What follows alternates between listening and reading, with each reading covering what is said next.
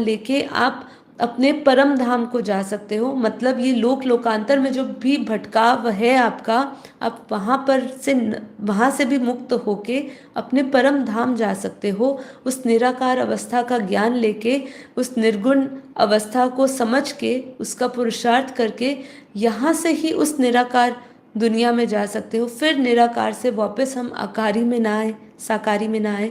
वो पुरुषार्थ केवल यहीं पर ही संभव है। इसीलिए एलियंस आत्माएं धरती पर आ रही है। पहला एक ये प्रयोजन हो सकता है। दूसरा प्रयोजन धर्म की रक्षा और परिवर्तन का कार्य, कि जब जब धर्म की हानि होती है तब तब वो अवतरित होते हैं, ऐसी दिव्य आत्माएं आती है। जैसे कि हमने जब राम मंदिर की स्थापना हुई थी अयोध्या में, तब भी उसकी बात करी थी। बापूजी ने बताया था। जब महाकुंभ मेला लगा था तब भी बापूजी ने बताया था कि ऐसी परम शुद्ध आत्माएं, दिव्य आत्माएं जो है, दूसरी महान उन्नत आत्माएं हैं, वो धरती पर आती है।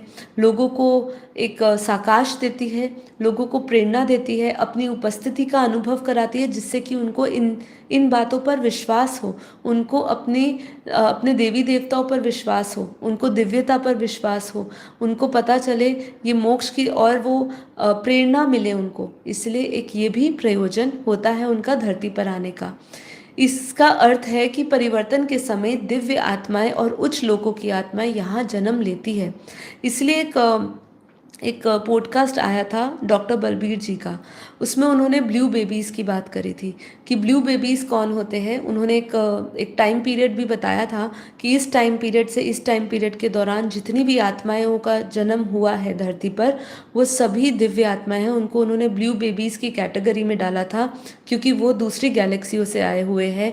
इसलिए हम देख रहे हैं कि आज के जो बच्चे, जो आज के समय में जो पैदा हो रहे हैं, वो कितना बहुत ही जो तीक्ष्ण बुद्धि होती है ना, ऐसी उनकी तीक्ष्ण बुद्धि है, बहुत तेज बुद्धि लेकर आ रहे हैं। मैच्योरिटी लेवल हाई है।